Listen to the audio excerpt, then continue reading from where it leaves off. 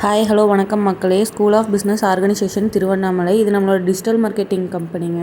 இதில் ஒர்க் பண்ண இன்ட்ரெஸ்ட் இருக்காங்க, வாட்ஸ்அப் நம்பர் கொடுத்துருக்கேன், கான்டாக்ட் பண்ணுங்கள். வாங்க வீடியோக்குள்ளே போகலாம்.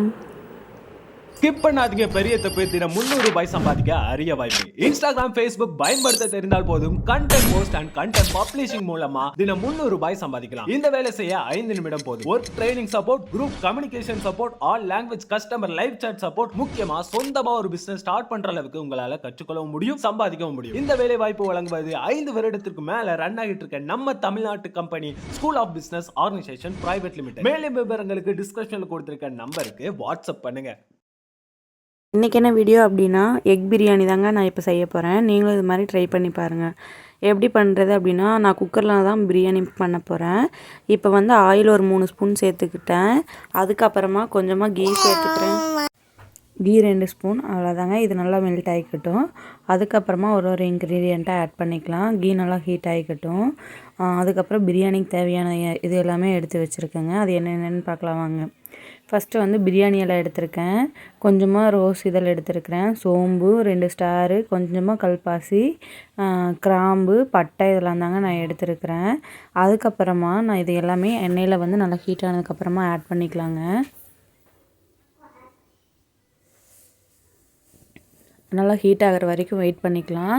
அதுக்கப்புறமா தான் ஒரு இன்க்ரீடியண்ட்டும் நம்ம ஆட் பண்ணணுங்க. என்னென்ன போடுறேன்னு அப்படியே லைனாக பாருங்கள், வீடியோ ஸ்கிப் பண்ணாமல் பாருங்கள். அதுக்கப்புறமா கொஞ்சமாக கொத்தமல்லி இலை, புதினா இலை, கருவேப்பிலை எடுத்து வச்சுருக்கேங்க.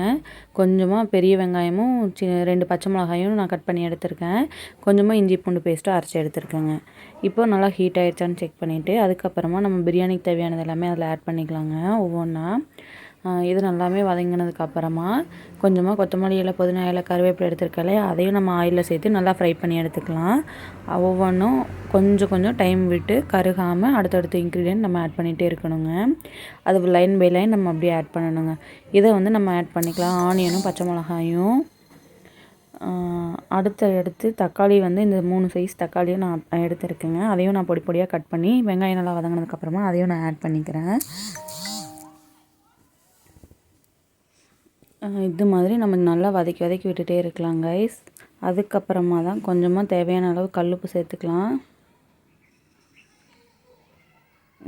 தக்காளி நல்லா வதங்கிறதுக்காக தான் நான் இப்போ வந்து கல்லுப்பு சேர்க்குறேன்.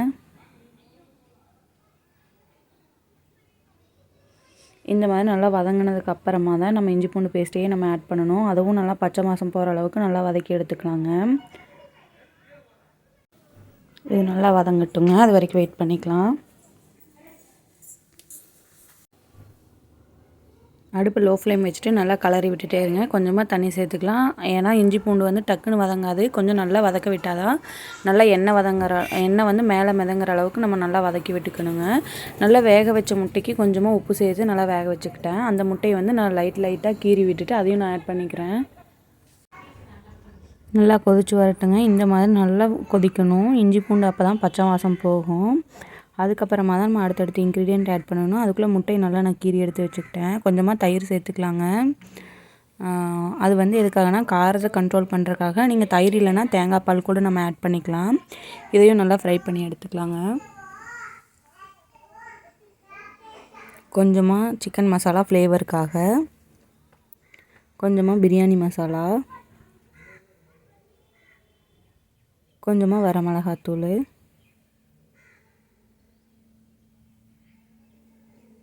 கொஞ்சமாக கரம் மசாலா, அவ்வளோதாங்க. இதை நல்லா எண்ணெயில் வதங்குற அளவுக்கு வதக்கி விட்டுக்கலாம். இந்த மாதிரி கொஞ்சமாக லைட்டாக வேணும்னு தண்ணி சேர்த்துக்கலாம். தண்ணி இருந்தது அப்படின்னா அது வேண்டியது இல்லைங்க. இது நல்லா கொதிச்சதுக்கப்புறமா முட்டை உள்ளே சேர்த்து நல்லா பரட்டி விட்டுக்கலாம்.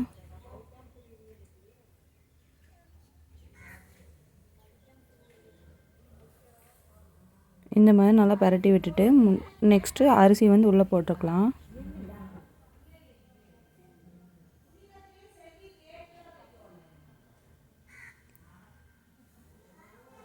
அவ்வளோதாங்க கைஸ். அரிசியை வந்து நல்லா ஆட் பண்ணி விட்டுட்டு இதையும் நல்லா பரட்டி விட்டுட்டு அரிசிக்கு தேவையான அளவு தண்ணி சேர்த்துக்கலாம். நான் வந்து பிரியாணி ரைஸ் எல்லாம் எதுவுமே எடுக்கலைங்க. வீட்டில் இருக்க அரிசி மட்டும்தான் நான் எடுத்து ஆட் பண்ணியிருக்கேன். நீங்கள் எப்போயும் வைக்கிற மாதிரியே நார்மலாகவே தண்ணி வச்சுக்கலாம். முட்டையை வேக வச்சு போட்டிருக்கனால அது ஒன்றும் உடையிறதெல்லாம் உடையாது, நீங்கள் எடுக்கும்போது பார்த்து எடுத்துக்கோங்க, அவ்வளோதாங்க. நீங்கள் நார்மலாக பிரியாணி சாப்பாட்டுக்கு எப்படி விசில் வைப்பீங்களோ அதே மாதிரி விசில் வச்சுக்கோங்க.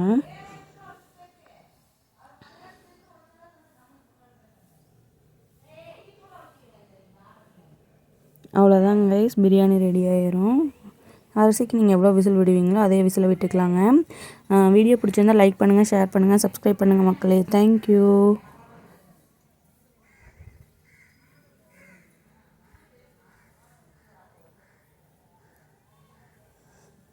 இதுக்கு நான் இன்னும் வேறு ஏதாவது இன்க்ரீடியன்ட் ஆட் பண்ணியிருந்தால் நல்லாயிருக்கும்னா நீங்களும் கமெண்ட்டில் ஷேர் பண்ணிக்கோங்க, நானும் ட்ரை பண்ணி பார்க்குறேன்.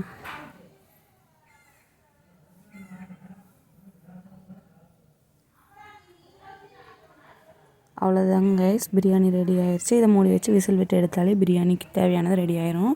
இதுக்கு நீங்கள் ரைத்தா கூட வச்சுக்கலாம், இல்லை முட்டை இது ஏதாவது வறுவல் பண்ணுறதா இருந்தாலும் பண்ணிக்கலாம். வாங்க சாப்பிட்லாம். தேங்க்யூ. Bye bye.